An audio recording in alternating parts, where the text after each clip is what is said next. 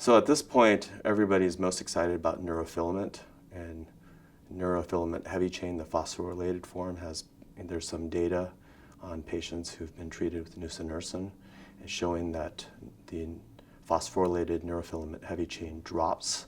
So you can think of this as a protein which is leaking out of unhealthy motor neurons, and by giving a medication, an SMN restoring medication such as nusinersen, you can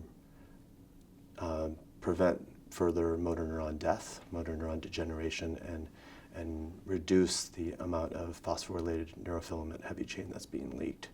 And so the data has been presented in multiple congresses, including updated data that was presented at this Congress showing that we do see robust reduction in these phosphorylated neurofilament heavy chain in these patients.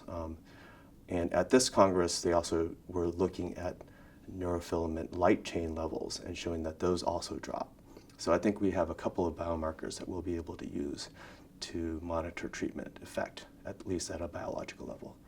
It might become a way for us to follow patients who do not have a lot of symptoms, who have been diagnosed shortly after birth, but they don't seem to be symptomatic. They're pre-symptomatic, particularly they have, let's say, 4 copies of SMN2.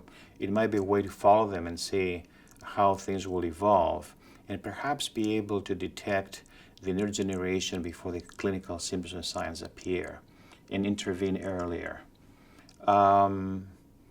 So it is something that seems to, it's a biomarker that seems to correlate to some extent with motor function severity of SMA disease burden, but also has good correlation with the SMN2 copy number.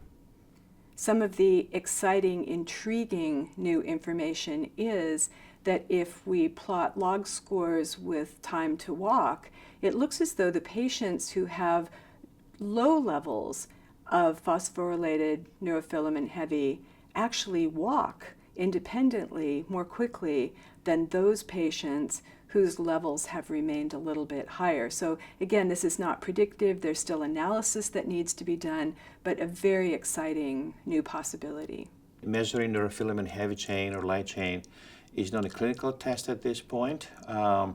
It's still being investigated as a potential biomarker methodology, but in the future it may become a clinical test. The way we check liver enzymes, for example, to assess liver function, the way we check BUN creatinine to assess kidney function.